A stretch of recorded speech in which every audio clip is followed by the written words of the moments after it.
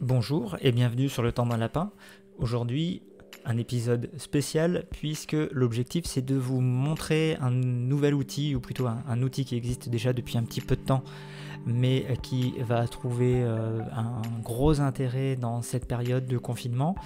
Cet outil, ça s'appelle Monsisra.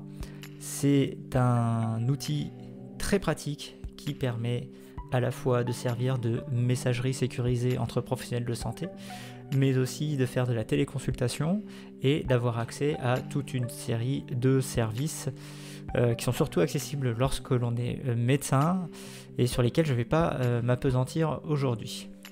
Donc pour commencer, voilà la fenêtre. Donc ça reprend l'interface que vous allez avoir sur votre téléphone, sur votre tablette ou sur votre ordinateur. À chaque fois c'est la même, ça permet de ne pas avoir trop d'ajustements à faire.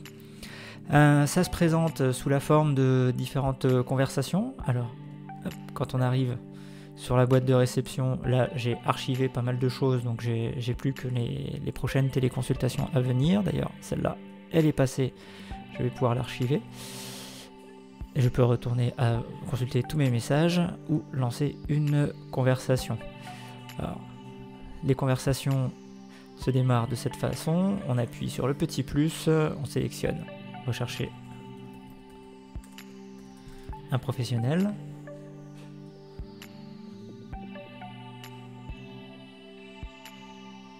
La base de données mouline un peu.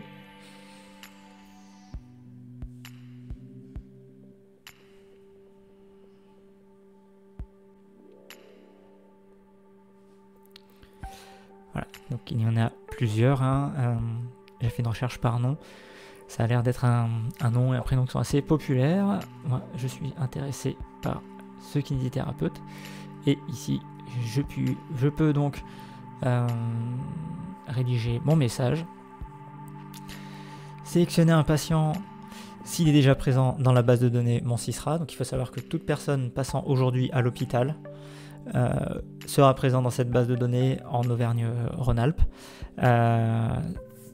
Sinon, on peut soi-même créer un patient. L'avantage, c'est qu'on peut verser des pièces sur un dossier médical spécifique à la région qui, dans un futur plus ou moins proche, sera fusionné avec le DMP. Donc voilà, on saisit le message et puis on n'a plus qu'à envoyer. Je peux joindre des documents, je peux joindre des photos. Sur mon téléphone, je peux prendre en photo un document et l'envoyer par ce biais, voire même enregistrer du son et le faire parvenir. Et ensuite, on obtient une fenêtre de conversation comme celle-ci. Donc, vous voyez que ça ressemble quand même beaucoup à ce qu'on peut avoir sur la plupart des messageries actuelles, avec la possibilité aussi de lancer une conversation vidéo qui sera intégralement chiffrée et donc qui sera facilement, qui est sécurisable. Hop, je ferme ça. L'autre intérêt, alors, pour les kinésithérapeutes et pour les médecins, c'est de réaliser de la téléconsultation. Pour ce faire, on a le petit onglet en bas. On va faire défiler, alors tout ça, ça ne nous intéresse pas particulièrement, mais vous voyez qu'il y a quand même pas mal de documents, des liens avec le CHU par exemple. Je ne suis pas encore allé trop chercher de ce côté-là, mais ça viendra probablement. Là, ce qui va m'intéresser, c'est la téléconsultation. Et pour commencer, on va cliquer sur planifier une téléconsultation. Et là, je vais planifier une téléconsultation. Alors, je vais interroger monsieur Le Temps d'un lapin.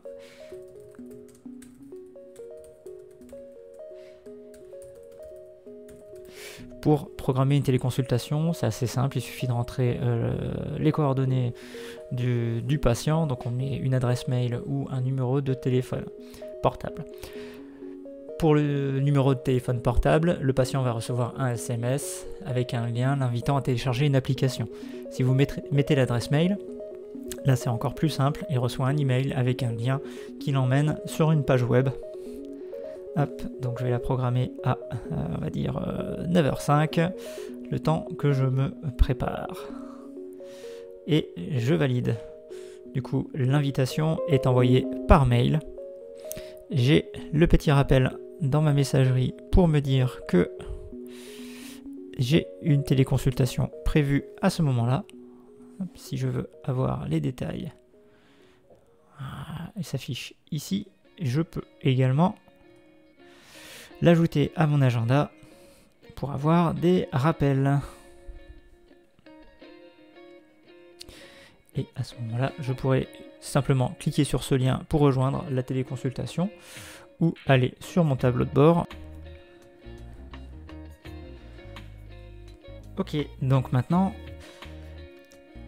je suis allé sur mon tableau de bord qui me permet de voir que le patient, le temps d'un lapin, est désormais en salle d'attente. Et donc je vais pouvoir rejoindre la téléconsultation. Alors je suis sur mon ordinateur portable, donc je peux soit utiliser l'outil intégré, soit continuer avec le navigateur. Là pour la démonstration, je vais utiliser le navigateur, auquel j'ai déjà donné l'autorisation d'employer ma caméra. Donc oui, j'apparais sur le côté. Et maintenant, on n'attend plus que le lien avec la vidéo.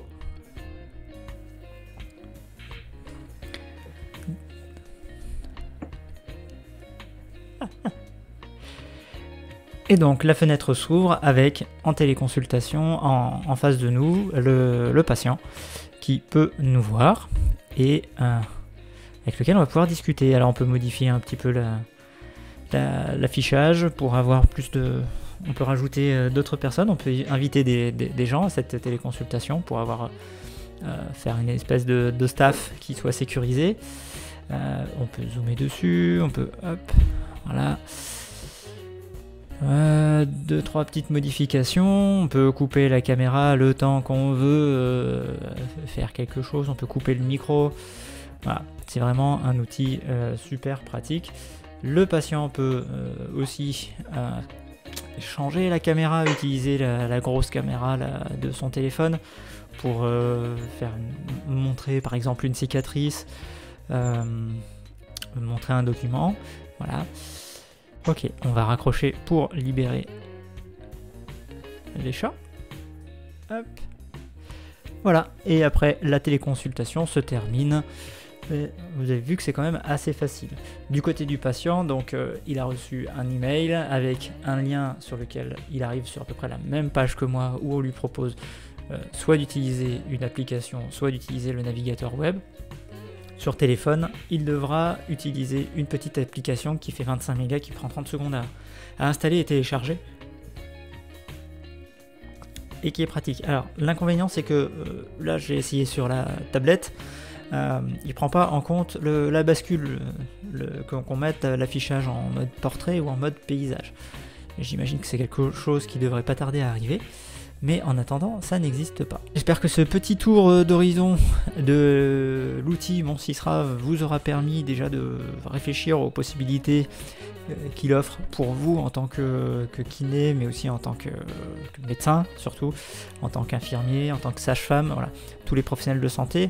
Il y a peut-être des patients qui vont voir cette vidéo et qui pourront aussi suggérer à leurs soignants d'utiliser cet outil. L'avantage par rapport à des messageries comme WhatsApp ou WhatsApp, Messenger, Google Duo, FaceTime, c'est que vous êtes sur un outil qui répond aux normes exigées par MS Santé en termes de confidentialité, en termes de protection des données. Donc c'est quand même un outil qui... Voilà.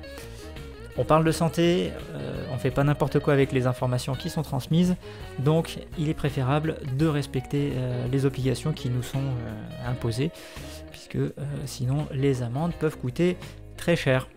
Voilà, j'espère que cette vidéo vous aura intéressé. N'hésitez pas à partager auprès de vos collègues, auprès de vos confrères, auprès des autres professionnels de santé. Et je vous dis à très bientôt sur le temps d'un lapin.